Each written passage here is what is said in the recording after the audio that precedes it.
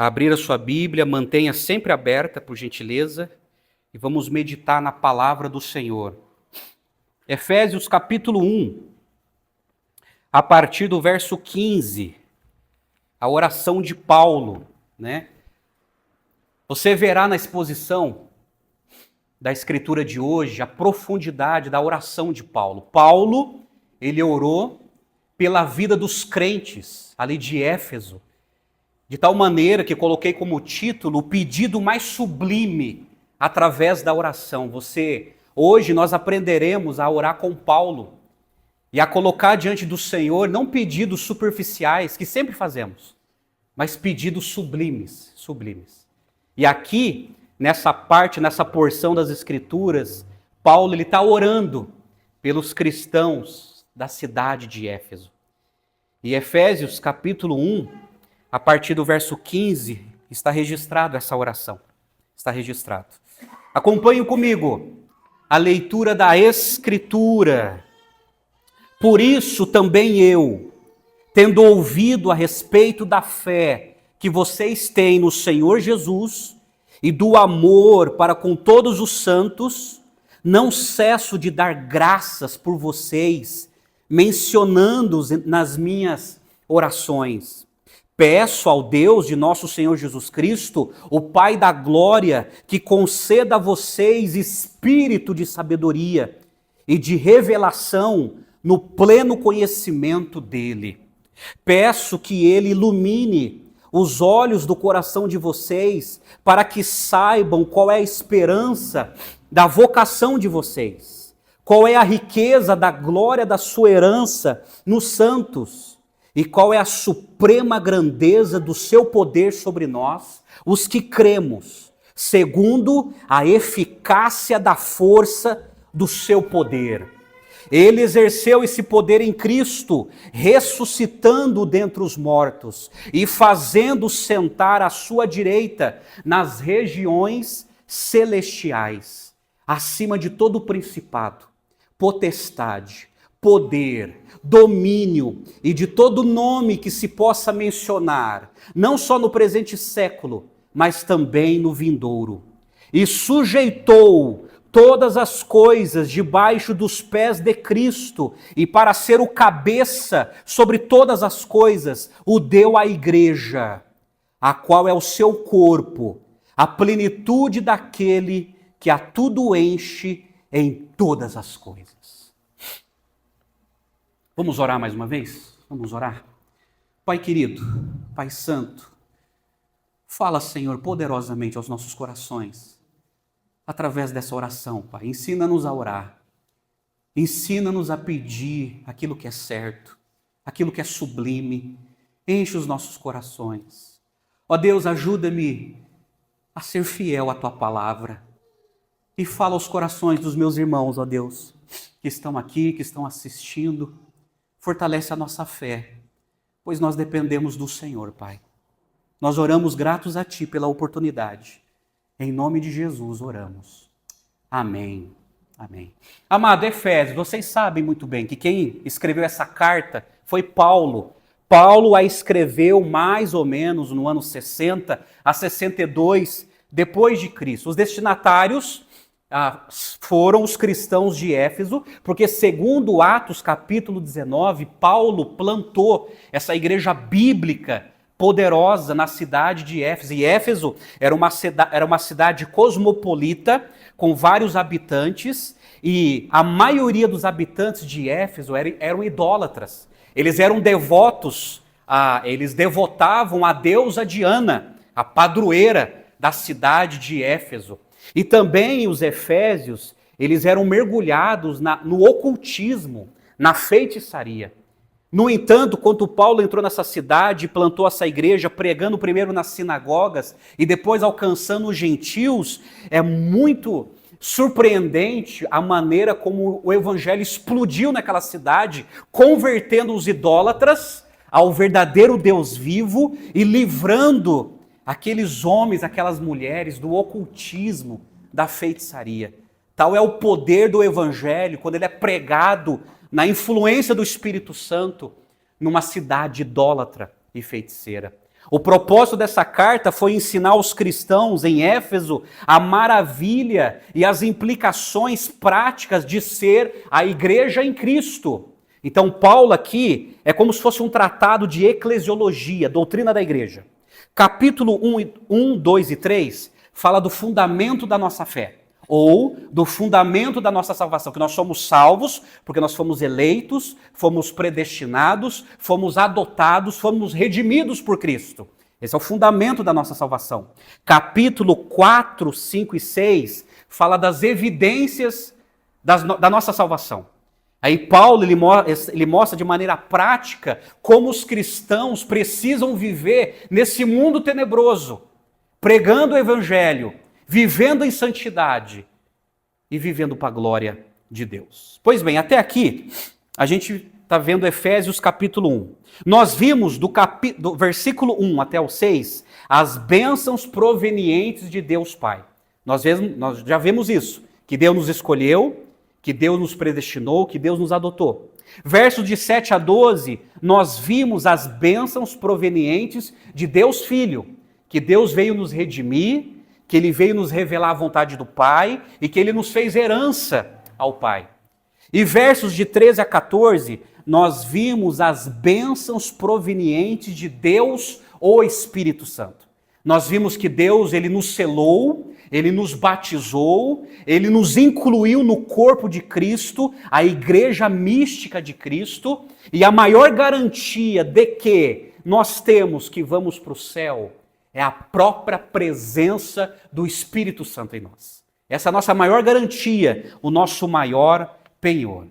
E agora, gente, versos de 15 a 23, como eu falei, Paulo ele ora pelos cristãos de Éfeso.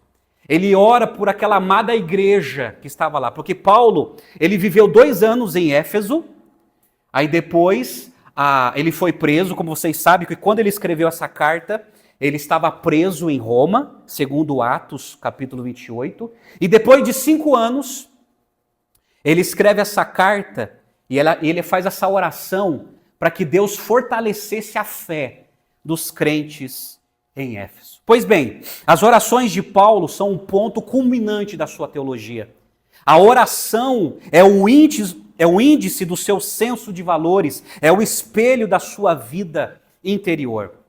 Em Efésios capítulo 1, Paulo nos mostrou que nós somos o povo mais rico do mundo. Ele viu, expondo a doutrina da Trindade, que nós fomos abençoados com todas as bênçãos espirituais de Deus Pai, Deus Filho e Deus Espírito Santo. Portanto, nós somos o povo mais rico do mundo, segundo Paulo. Aí agora, ele pede para Deus abrir o nosso entendimento, a fim de que saibamos que somos o povo mais poderoso do mundo. E você vai entender o porquê. Porque a igreja cristã é o povo mais poderoso do mundo. Ele começa com uma grande bênção, expondo a doutrina da Trindade, e ele continua com uma grande intercessão. Ele começa a interceder pela manutenção da fé dos crentes de Éfeso. Paulo menciona as bênçãos que deseja que os cristãos conheçam. Em nenhuma das orações, Paulo pede por bênçãos materiais. Vocês vão ver na exposição, não que seja errado, mas isso não era prioridade para Paulo. Ele não pede por bênçãos espirituais. Mas vocês irão ver no texto que ele faz uma oração tão sublime, colocando em pauta aquilo que o cristão realmente deve se preocupar na vida. Tem que estar acima de toda a nossa preocupação. Agora é interessante que há 2 extremos em relação à questão das bênçãos de Deus. Primeiro, alguns cristãos apenas oram em favor de novas bênçãos espirituais, aparentemente ignorando o fato de que Deus já os abençoou em Cristo com toda sorte de bênçãos. A questão é o seguinte: a igreja já é um povo abençoado. Mas segundo, outros ficam negligentes e não demonstram vontade de conhecer, nem de experimentar com maior profundidade seus privilégios cristãos. Nessa oração, Paulo nos mostra que nós temos privilégios profundos que Deus separou só para nós, só para os filhos de Deus, só para as filhas de Deus. São privilégios que Deus separou para o seu povo desfrutar. Pois bem, diante dessa introdução, eu quero chamar a sua atenção então para a oração. A oração sublime de Paulo. E a minha oração é que Deus mexa com você. Que Deus toque no seu coração. Que Deus altere os seus pensamentos, principalmente quando você começa a orar e a se colocar diante de Deus. Olha o verso 15 na sua Bíblia, quando ele começa assim, com a seguinte expressão: por isso, o que ele quer dizer? Olha, diante de toda essa doutrina que eu coloquei diante de você, por isso também eu, tendo ouvido a respeito da fé que vocês têm no Senhor Jesus e do amor para com todos os santos, não cesso de dar graças por vocês, mencionando-os nas minhas orações. Então Paulo aqui, ele já começa a oração agradecendo a Deus por aquele povo. Então Paulo agradece a Deus pela vida dos efésios convertidos por dois motivos. E está no texto. Primeiro, Paulo agradece pela fé. A fé daqueles irmãos em quem? No Senhor Jesus. Ele agradece porque mesmo passando os 5 anos, ele percebeu que aquele povo tinha uma fé inegociável, inabalável em Jesus. A fé deles não estava mais na padroeira, na deusa Diana. A fé deles não estava mais no ocultismo, na feitiçaria ou na idolatria. A fé deles estava em Jesus de Nazaré. Eles passaram a crer em Jesus e Paulo agradece pela fé que eles tinham. E segundo, Paulo agradece por extensão, ele agradece pelo amor para com todos os santos. Então, Paulo agradece pela convicção de crença que eles tinham, e Paulo estava agradecendo pela conduta, o amor que eles tinham uns pelos outros na igreja de Éfeso. E Paulo estava agradecendo: Deus, eu te agradeço pela fé que eles têm e pelo amor que eles têm pelos santos. Santos aqui é todo cristão. Não que haja perfeição, mas são cristãos que estão num processo de aperfeiçoamento, de santificação, que foram separados por Deus. E aí Paulo, olha, eu agradeço a ti pelo amor que eles têm por todos os santos, que eles têm por cada cristão. Então Paulo, depois de agradecer a Deus em oração pela fé e pelo amor que eles tinham um pelos outros, ele intercede pela igreja. Aí ele começa a interceder pela igreja e ele faz 3 pedidos. 3 pedidos.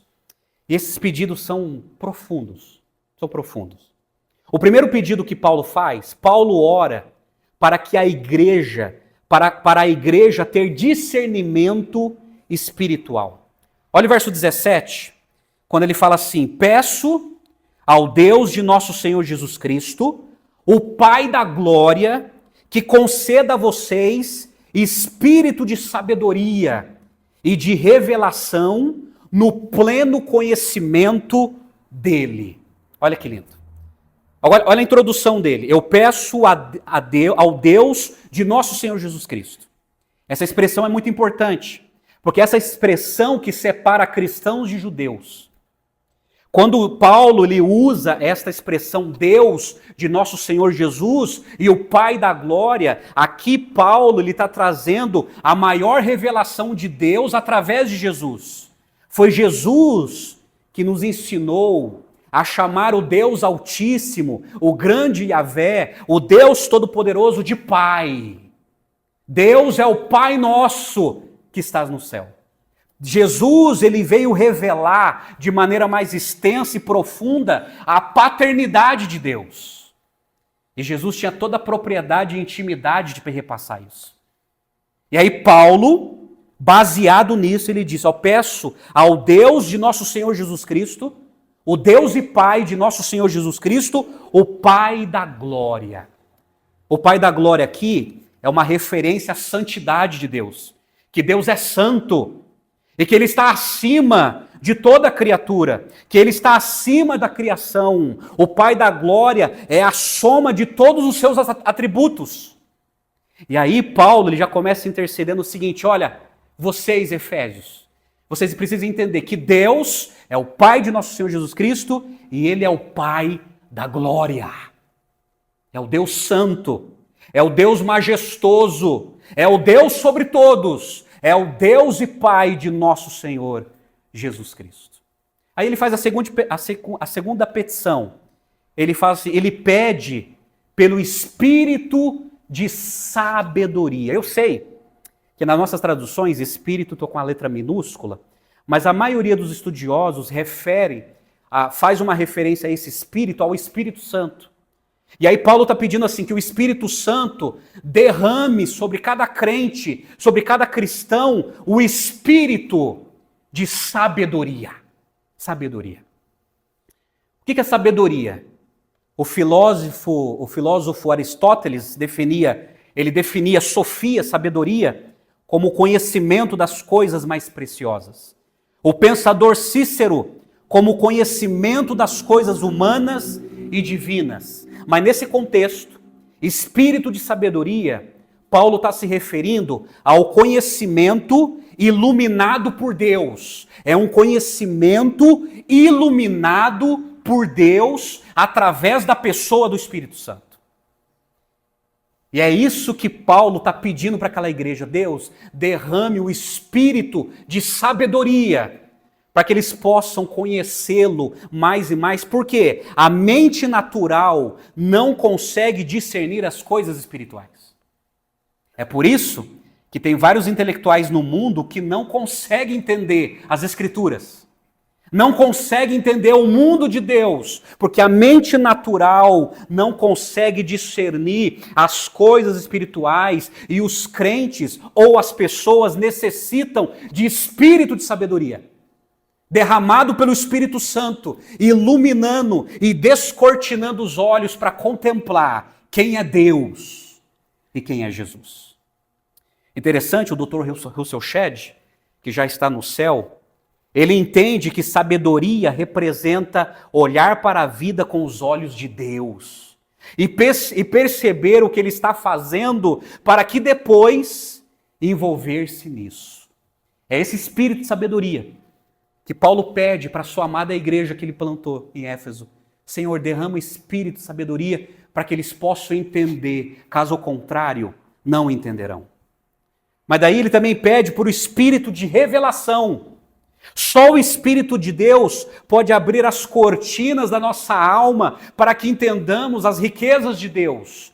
Paulo não fala aqui da prática de buscar novas revelações, a parte das Escrituras, não é isso. Eu sei que essa palavra revelação ela está muito desgastada e batida nos dias de hoje, né? Mas revelação aqui que Paulo está falando é para que aqueles crentes possam entender, possam discernir aquilo que Deus já revelou. Então, quando ele fala de revelação, ele está fazendo uma referência às Escrituras, à Bíblia hebraica, a Bíblia do Antigo Testamento e as cartas que estavam em alta produção naquela época. E aí Paulo está pedindo o seguinte, Senhor, que o Espírito Santo dê a eles espírito de revelação, que eles possam entender as Escrituras. Nós não precisamos de novas revelações. Nós não precisamos de novos conteúdos. A revelação já foi fechada com o último livro revelado. O que nós precisamos entender é aquilo que Deus já revelou, que está concretizado nas Sagradas Escrituras. O espírito de revelação, segundo o Dr. Russell Shedd, quer dizer a visão de todas as coisas. Não apenas deste mundo que está desaparecendo, segundo Paulo, mas a visão dos valores tal como eles são traduzidos no céu. É isso. Espírito de revelação é você olhar para as Escrituras e entender o mundo do céu, o mundo de Deus se manifestando na igreja e na vida das pessoas. É isso que Paulo pede. É como se fosse assim, Deus, abre os olhos desses crentes, abre os olhos desses cristãos, dê a eles sabedoria e espírito de revelação para que eles possam discernir as coisas espirituais. Aí entra o segundo pedido dele, que está no finalzinho do verso 17, que fala assim, no pleno conhecimento dele. Aqui, Paulo ora para que a igreja possa conhecer a Deus plenamente. Conhecer a Deus plenamente. Por isso que ele fala, no conhecimento pleno dele. Aqui Paulo está pedindo que os crentes de Éfeso viessem a conhecer a Deus com profundidade, não com superficialidade, mas com profundidade, com extensão, com largura, com intimidade. Uma coisa é conhecer a respeito de Deus. Outra, bem diferente, é conhecer a Deus. Há uma diferença. Muitos conhecem a respeito de Deus. Mas o que Paulo queria aqui, que eles conhecessem de fato quem é Deus. Quem é Deus? O ateu diz que não há Deus para se conhecer. O agnóstico diz que se há Deus, ele não pode ser conhecido. Mas Paulo encontrou Deus na pessoa de Jesus e entendeu que o homem não pode conhecer nem a si mesmo sem o verdadeiro conhecimento de Deus. Então, este é um pedido legítimo e precisa ser prioritário. Conhecer a Deus. Não é conhecer as bênçãos de Deus. Não é conhecer as providências de Deus. Não é simplesmente conhecer as dádivas de Deus, mas é conhecer o próprio Deus. Esse foi o pedido de Paulo para aqueles cristãos. Eu concordo com o pastor John Stott. Ele está coberto de razão quando escreve: a fé vai além da razão, mas baseia-se nela. O conhecimento é a escada através da qual a fé sobe mais alto. É o trampolim de onde pula mais longe. Então Paulo está dizendo o seguinte: olha, vocês precisam conhecer a Deus. E conhecendo a Deus, vocês terão uma fé mais robusta, um conhecimento mais profundo, e vocês vão desfrutar dessa intimidade com Deus. É tão interessante que essa palavra que Paulo usa aqui no verso 17, conhecimento, é epignosis. Epignosis significa conhecimento. A palavra gnosis também é conhecimento, mas ela tem algumas diferenças. Mas epignosis está se referindo a um conhecimento mais abrangente, um conhecimento mais profundo, um conhecimento mais pessoal. E é essa palavra que Paulo emprega dizendo o seguinte: olha, vocês precisam conhecer a Deus pessoalmente. Vocês não podem viver pegando carona na fé dos outros. Vocês precisam conhecer a Deus de maneira experimental, de maneira pessoal. Esse foi o pedido de Paulo. Esse conhecimento pleno é aquele que advém de intimidade experimental. É mais do que conhecimento acadêmico e teórico. É um conhecimento pessoal. Vocês estão entendendo? A preocupação de Paulo, ele queria que aqueles crentes realmente conhecessem a Deus. Que eles não ficassem pegando carona na fé que o apóstolo Paulo um dia deixou. Mas que eles conhecessem de fato quem é Deus. Quem é Deus. O terceiro pedido que Paulo faz aqui, Paulo ora que a igreja entenda a esperança que Deus nos deu. Isso está do verso 18 ao 21. Veja comigo, olha que lindo. É muito lindo as palavras que Paulo usa, porque no verso 18 ele diz assim: peço que ele ilumine os olhos do coração de vocês, para que saibam qual é a esperança do chamamento de vocês, qual é a riqueza da glória da sua herança nos santos, e qual é a suprema grandeza do seu poder sobre nós, os que cremos, segundo a eficácia da força do seu poder. Olha que lindo. Ele pede aqui para que o Espírito Santo ilumine os olhos de vocês. É lógico que é uma linguagem metafórica, né? Que o coração não tem olhos. Mas aqui Paulo está pedindo para que o Espírito Santo iluminasse, descortinasse, mostrasse com mais clareza aquilo que Deus tem feito por nós. Aí é interessante que Paulo ele reúne 3 grandes verdades que deseja que os cristãos saibam. Elas referem-se ao chamamento, à herança e o poder de Deus. Então, primeiro, a esperança do chamamento de Deus. Verso 18, Paulo está dizendo que Deus nos chamou por meio do Evangelho, nos revelando as riquezas de Deus para nós. Então, olha só, sabe o que Paulo está dizendo? Olha, Deus chamou vocês. Vocês não se autoconvidaram a seguir a Jesus. Porque se baseasse nisso, você nunca seguiria Jesus.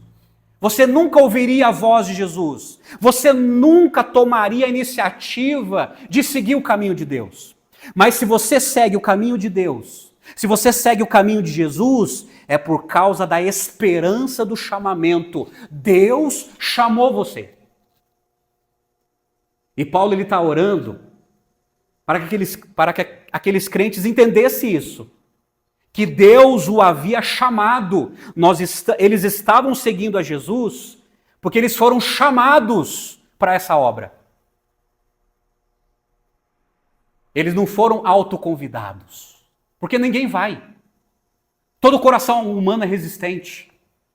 Se dependesse de mim, de você, de falar, eu quero seguir a Jesus, a resposta sempre seria um retumbante não. Não quero.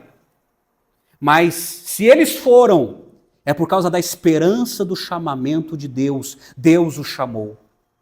E em segundo lugar, Paulo fala da glória da herança de Deus. Sabe o que Paulo está se referindo?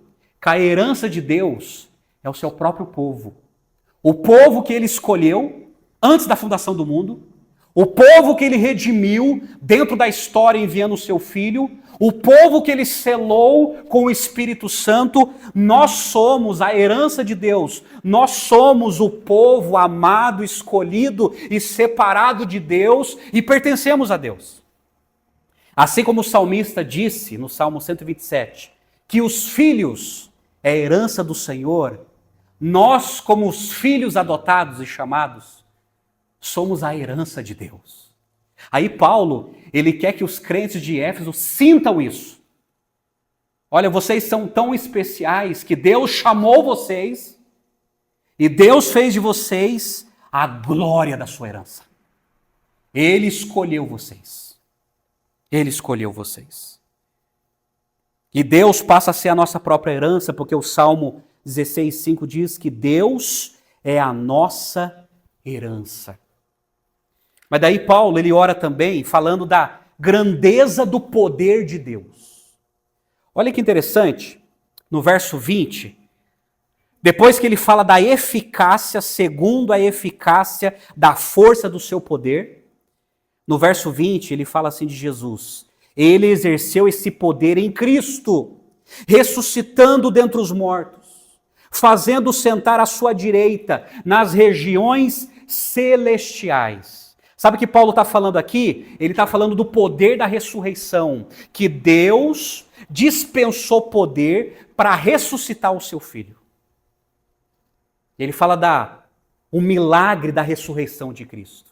E depois, no mesmo verso 20, ele fala do poder da posição de Cristo, porque Deus o colocou assentado à sua direita, nas regiões celestiais. Então aqui Paulo trazendo na mente dos leitores o poder da ressurreição e a posição de Jesus, que Jesus está à direita de Deus Pai, intercedendo por nós. Mas depois no verso 21, Paulo fala do governo de Cristo. Olha que interessante, quando diz assim: acima de todo principado, potestade, poder, domínio e de todo nome que se possa mencionar, não só no presente século, mas também no vindouro. Essas expressões que Paulo usa, principado, potestade, poder e domínio, era uma referência aos demônios e aos anjos. E Paulo está trazendo na mente dos leitores o seguinte: olha, Jesus, ele está acima. Ele está acima de todos os demônios que um dia vocês adoravam. Porque se dobrar diante de uma estátua, se dobrar diante de uma deusa, segundo a opinião paulina, é adorar demônios, que faz a cabeça religiosa das pessoas. E Paulo está dizendo o seguinte: esse Jesus que libertou vocês dessa idolatria, ele está acima de todos os demônios. Ele está acima de todos os anjos, quer no presente século ou quer no mundo vindouro. Ele está falando do governo de Cristo, da majestade de Cristo. Mas daí no verso 22, olha que lindo, Paulo escreve assim: e sujeitou todas as coisas debaixo dos pés de Cristo, para ser o cabeça sobre todas as coisas, o deu à igreja, a qual é o seu corpo, a plenitude daquele que a tudo enche em todas as coisas. E aqui Paulo mostra a preeminência e a liderança de Cristo sobre a igreja. Que Jesus é o cabeça, a igreja é o seu corpo, a igreja é a extensão representativa do corpo de Cristo aqui nesse mundo. E Jesus é o cabeça, é aquele que tem autoridade, é aquele que tem um governo e que ele está governando tanto o universo como a sua igreja. A sua igreja. Então, gente, olha só. Esse pedido é sublime, porque Paulo não está pedindo por bênçãos materiais. Paulo está pedindo, ele está intercedendo para aquele povo, para que aquele povo realmente conhecesse quem é Deus. Para que aquele povo entendesse o que Deus fez por nós através da obra de Cristo. E para que eles entendessem quem eles eram. Eles eram a igreja do Deus vivo, o povo escolhido de Deus. E Paulo trazendo à tona, em uma oração, ele estava reafirmando a fé dos Efésios, dizendo o seguinte: olha, esse pedido é sublime. Conhecer a Deus. Conhecer a Deus. Conheçam a Deus. Conheçam a profundidade de Deus. Conheçam plenamente a Deus. Entendam o que Deus fez por nós através de Jesus. E entendam o poder de Jesus sobre a igreja, sobre nós e sobre o mundo. Amém, gente? Ficou claro? Mas na minha aplicação, eu quero separar três lições dessa oração sobre a nossa vida, o que Paulo quer nos ensinar através desta oração. 3 lições. Primeiro, Deus quer que o conheçamos. Deus quer que nós o conheçamos de fato como Ele é. E isso sucede através das Escrituras, através da palavra de Deus. Através da palavra de Deus nós conhecemos realmente quem Deus é. Fora das Escrituras é um Deus imaginado e fabricado pela mente humana. Muitos acreditam em Deus, mas não sabem quem é Deus. Esse que é o problema. No senso popular, muitos acreditam em Deus, mas quando você começa a fazer perguntas sobre quem é esse Deus, você percebe que é um Deus fabricado pela mente humana ou um Deus fruto das emoções humanas. Mas nós conhecemos a Deus através das Escrituras, através da oração. Você viu como essa oração de Paulo é profunda? Ele usa todos esses superlativos e adjetivos se referindo a Deus e que Deus fez por nós. Através da oração nós conhecemos mais a Deus e através da igreja, o povo que Deus separou, os seus santos, o seu arraial. Através da comunhão da igreja, nós conhecemos o dono da igreja, que é Deus. A pergunta é: você realmente conhece a Deus? Ou você está pegando ou você está pegando carona na fé dos outros? Na fé do seu pai, da sua mãe, dos seus filhos, da igreja que você já conheceu, dos tipos de livro que você já leu? Você realmente conhece a Deus?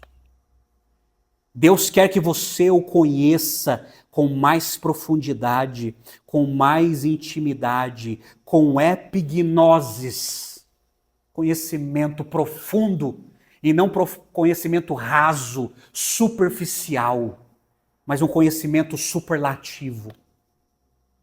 Interessante que no Catecismo Batista, que é um antigo documento que os antigos batistas britânicos usavam, na pergunta número 8, perguntando assim, quem é Deus?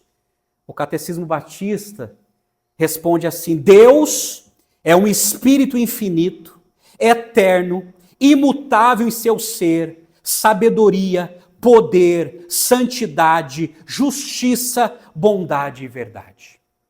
E um dos primeiros missionários americanos que vieram para o Brasil para poder treinar os primeiros pastores, o pastor Langston, interessante a definição que ele traz sobre quem é Deus.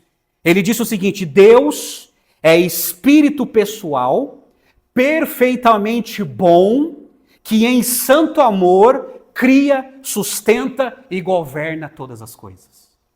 Esse é Deus. Esse é Deus. Repito, Deus é espírito pessoal, perfeitamente bom, que em santo amor cria, sustenta e governa todas as coisas. Esse é Deus. Esse é o Deus das Escrituras. Por isso, precisamos atender aquele apelo de Oséias 6,3. Conheçamos e prossigamos em conhecer o Senhor. Conheçamos e prossigamos em conhecer ao Senhor. A coisa terrível que acontece na nossa vida é eu ter um conhecimento superficial. E amados, o nosso conhecimento é tão superficial que a gente nem se dá o trabalho de ler a Bíblia. Os nossos interesses pessoais estão acima do nosso exercício de leitura da Bíblia. É como se a Bíblia não fosse importante. Mas pastor, eu não tenho tempo. Amados, nós temos tempo. Temos. Quem tem disposição de levantar cedo para praticar exercício físico, tem disposição sim para ler a Bíblia, para orar. Quem tem disposição para levantar logo cedo para trabalhar, para pagar as contas, também tem disposição para ler a Bíblia. Conversa fiada. É pecado nosso. Esse é o problema, nós somos muitos pecadores e indignos de seguir esse Deus. Mas se realmente nós queremos conhecer esse Deus, nós vamos separar um tempo de qualidade para conhecê-lo através das Escrituras e através de uma vida de oração. Porque isso demonstra o nosso amor a Ele, o nosso interesse em conhecê-lo. E não se conformando com conhecimento superficial e sem graça. Precisamos conhecer e prosseguir em conhecê-lo. Amém? Eu sempre me lembro da oração de Jesus, João 17, verso 3, que ele disse assim, a vida eterna é esta, que conheçam a Ti, o único Deus verdadeiro, e a Jesus Cristo, a quem enviaste. Quando nós morrermos na vida eterna, a gente vai prosseguir em conhecê-lo, porque Ele é uma fonte inesgotável. O conhecimento começa aqui, e continua repercutindo em toda a eternidade. Deus quer que nós o conheçamos. A oração de Paulo para aqueles crentes foi o seguinte, que vocês realmente possam conhecer a Deus, a eficácia do seu poder. Volta a pergunta, você conhece a Deus de fato? Você conhece a Deus, o Pai de nosso Senhor Jesus Cristo? Segunda lição que eu destaco aqui, antes de entrar nessa lição, olha só o que o Dr. D.A. Carson, ele é um dos maiores estudiosos do Novo Testamento que nós temos. E ele falando sobre Deus e o senso popular em uma devocional, olha só o que ele escreveu, presta atenção. É espetacularmente maravilhoso conversar sobre Deus, pensar nele. Mas não pode haver nenhum assunto mais importante. Mas a palavra Deus em si não é uma cifra vazia. Só porque alguém usa a palavra Deus e outra pessoa também usa a palavra Deus, isso não significa que estejam falando a mesma coisa. Para alguns, Deus é um sentimento inexprimível, ou a causa imutável do começo do universo, ou um ser cheio de transcendência. Mas nós estamos falando do Deus da Bíblia. E o Deus da Bíblia é autodefinido. Ele fala de si mesmo como eterno e justo. É o Deus de amor, é o Deus da transcendência, ou seja, Ele está acima do espaço, do tempo e da história. No entanto, Ele também é Deus imanente, ou seja, está de tal modo conosco que não é possível fugir dele. Ele está em todo lugar, é imutável, é verdadeiro, é confiável, é pessoal. O que importa realmente entender, na medida em que Deus se revelou, não é somente em palavras, mas também em toda a narrativa bíblica, é que não nos é permitido tomar um atributo de Deus e fazer tudo desse o único atributo. Não podemos, por exemplo, tomar a sua soberania e nos esquecer da sua bondade. Ou tomar a sua bondade e nos esquecer da sua santidade. Sua santidade é o que faz com que Deus seja Deus de juízo. Ou tomar o seu juízo e até mesmo a severidade de seu juízo sem conhecer que Ele é o Deus de amor. O Deus que amou de tal maneira até mesmo suas criaturas rebeldes, que enviou seu Filho para levar sobre si nosso pecado em seu corpo sobre o madeiro. Noutras palavras, para chegarmos ao coração de quem Deus é e nos curvarmos diante dele em alguma pequena medida de entendimento autêntico, é importante pensar no que a Bíblia diz repetidas vezes e integrar o todo com o mesmo equilíbrio e a mesma proporção que a própria Escritura oferece. Isso nos conclama a adoração. Se colocarmos qualquer outra coisa no lugar de Deus, essa será a definição de idolatria. O nosso Deus, que é autodefinido, que se autorrevelou a nós, de maneira que pudéssemos entender, está nas Escrituras. E qualquer Deus, fabricado, imaginado ou ensinado, que estiver fora das Escrituras, é pura idolatria. No entanto, Deus nos conclama hoje a conhecê-lo de fato como Ele é, como Ele mesmo se definiu, nos trazendo em palavras a acessibilidade para que pudéssemos entender quem Ele é. A segunda lição que eu destaco, Deus quer que você tenha certeza da salvação. Deus quer que você tenha certeza da salvação. Sabe por quê? Olha que interessante. O mesmo poder que Deus usou para ressuscitar o corpo de Jesus é o mesmo poder que Ele usa para converter as almas perdidas. Olha que lindo! O mesmo poder que Deus dispensou para levantar um cadáver no terceiro dia, no domingo daquela manhã, é o mesmo poder que Deus usou para me converter e para te converter. É por isso que você é um milagre. Você é um milagre. Milagre, gente, não é só essas questões de ser curado pelo câncer, sair de uma paralisia.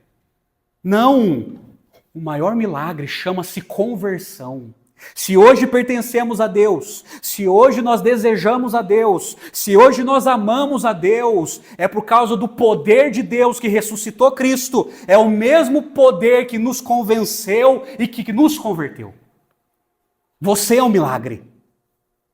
Caso ao contrário, você não estaria aqui, perdendo o seu tempo ouvindo um pastor. Você é um milagre. Deus te chamou. Deus te escolheu. Deus mostrou para você o quanto pecador e perdido você era. E Deus, com seu santo amor, atraiu você e converteu você, te dando nova vida.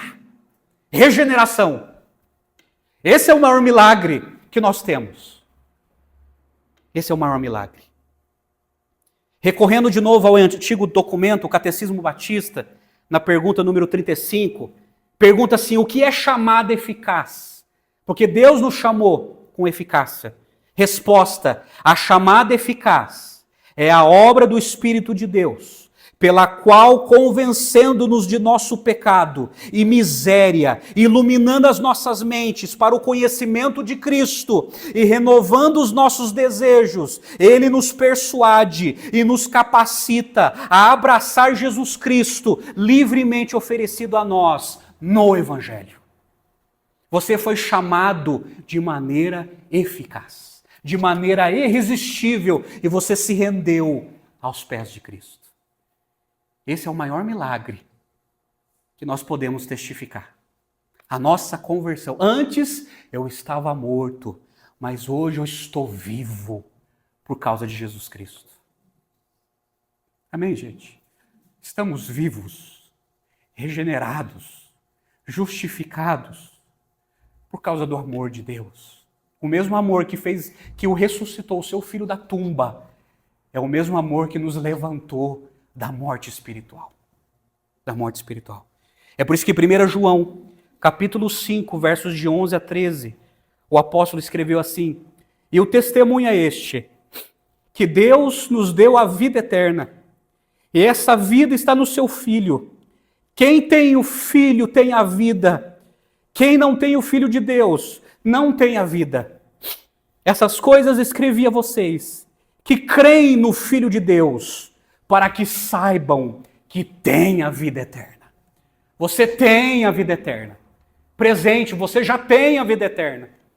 Porque você pertence a Deus, porque o milagre da conversão foi efetuado no seu coração. Amém? Terceira e última lição. Deus quer que você seja a sua igreja. Deus quer que você o conheça. Deus quer que você tenha certeza da sua salvação. E Deus quer que você seja a sua igreja, porque Cristo é o cabeça da igreja e nós somos o seu corpo. Nós somos a extensão de Cristo neste mundo. Fomos escolhidos para ser a sua igreja.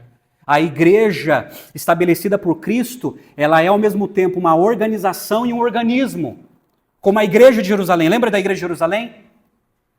Quando Pedro pregou aquele sermão poderoso, 3.000 almas se converteram, a igreja de 120 pessoas passou a ter de mais de 3.000 pessoas, e diz Atos capítulo 2, a partir do verso 42, que eles viviam juntos, unidos, no templo e de casa em casa, compartilhando a mesma fé, perseverando na doutrina dos apóstolos. E Paulo em Éfeso, ele estabelece também a sua igreja, a igreja aos Efésios. Aí, recorrendo de novo ao antigo documento, o Catecismo Batista, pergunta 105, diz assim: o que é a igreja visível? Tem a igreja invisível e a igreja visível. A igreja visível é a sociedade organizada de crentes professos em todos os lugares, onde o evangelho é verdadeiramente pregado e as ordenanças do batismo e da ceia do Senhor são corretamente administradas. Essa é a igreja visível, militante, que está nesse mundo, pregando o evangelho. É a reunião dos santos, é o corpo de Cristo manifestado aqui, nesse mundo. Eu concordo com o comentarista William Hendrickson, falando sobre a igreja, a relação de Cristo com a igreja. Ele diz assim, que no tocante à sua essência divina, Cristo, em sentido algum, pode depender da igreja, nem ser completado por ela. Contudo, como esposo, ele é incompleto sem a esposa. Como videira, não se pode pensar nele sem os ramos. Como pastor, não se pode vê-lo sem suas ovelhas. E também como cabeça, ele encontra sua plena expressão em seu corpo, a igreja. Então Paulo, ele deixa bem claro na oração, em Efésios 1, e depois ele vai trabalhar isso com mais detalhes no capítulo 4, que a igreja é o corpo organizado de Cristo aqui nesse mundo. Para representar o cabeça, aquele que o governa, que é Cristo, e para levar o evangelho de Cristo aos 4 cantos do planeta Terra. E Paulo está dizendo o seguinte, disse para aqueles crentes e para nós, seja igreja, seja a igreja, para a proclamação do evangelho, para a edificação da fé e para a glória de Deus. Essa foi a oração de Paulo, dizendo para aqueles crentes: sejam a igreja. Vocês são a igreja de Cristo aqui nesse mundo. Eu termino com algumas perguntas pertinentes. Muito importante. À luz do que Paulo pediu, como você avalia a sua vida espiritual hoje? Como que está o seu conhecimento em relação a Deus? É um conhecimento banal, superficial, relativo? Ou é um pleno conhecimento? Você tem usufruído as riquezas que tem em Cristo? E quando eu falo riqueza, gente, eu não estou se referindo restritamente a coisas materiais, mas às bênçãos espirituais em Cristo Jesus. Você tem usufruído disso? A presença do Espírito Santo, a eleição de Deus, a redenção de Cristo em nós. Você tem usufruído das riquezas que tem em Cristo? Terceira pergunta: você tem crescido no relacionamento íntimo com Deus? Você tem crescido? O seu relacionamento empacou, engessou? Oh, meus amados, tem muitos crentes com relacionamentos engessados. É até estranho. Eu não sei como consegue conviver com esse tipo de relacionamento. Nós precisamos ter um relacionamento profundo, íntimo com Deus. Íntimo com Deus. Você tem fome de Deus? Você tem fome ou você está desnutrido espiritualmente? Está desidratado espiritualmente? Você tem fome de Deus? Quinto, você compreende a esperança do seu chamado, de onde Deus o chamou, para que Deus o chamou e para onde Deus o chamou. Deus chamou você para a salvação, para a santificação e para o serviço cristão. Deus chamou você. Você compreende o quão valioso você é para Deus? Sabe que com Efésios 1, finalizando hoje, você entendeu o quão precioso você é importante para Deus, que Deus elegeu você antes da fundação do mundo, que Ele redimiu você através do sangue de Jesus na nossa história, e que Ele selou você com o Espírito Santo, mostrando e provando para você que um dia você estará com Ele. Você é valioso para Deus. Não porque somos importantes, mas porque somos amados por Ele. Última pergunta. Você tem experimentado de forma prática o poder da ressurreição em sua vida?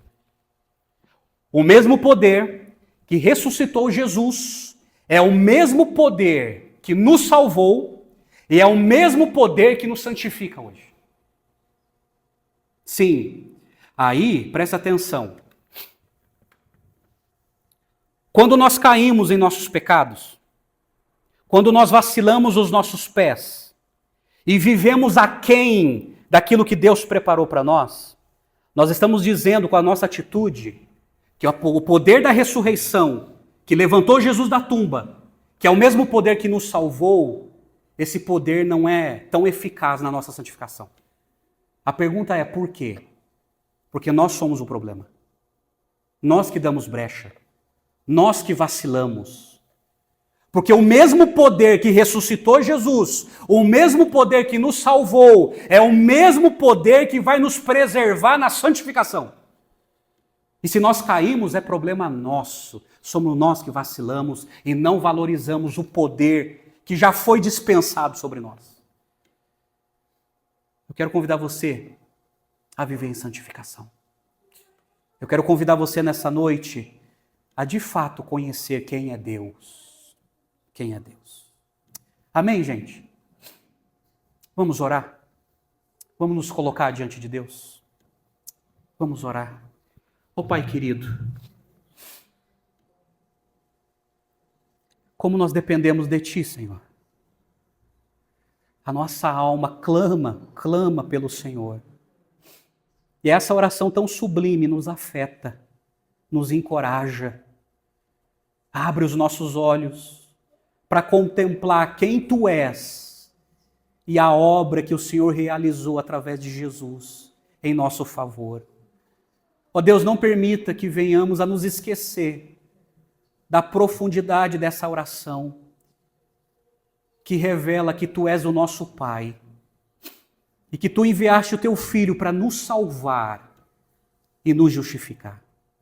Abençoa, Senhor, cada cristão que está aqui, nessa igreja, cada cristão que está assistindo nesse momento, e permita-nos, ó Deus, a conhecê-lo profundamente, intimamente.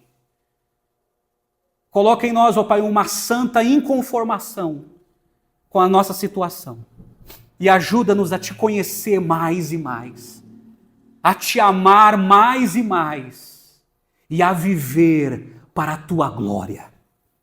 Nós oramos, ó Deus, e nos rendemos a Ti mais uma vez. Nos rendemos à Tua majestade.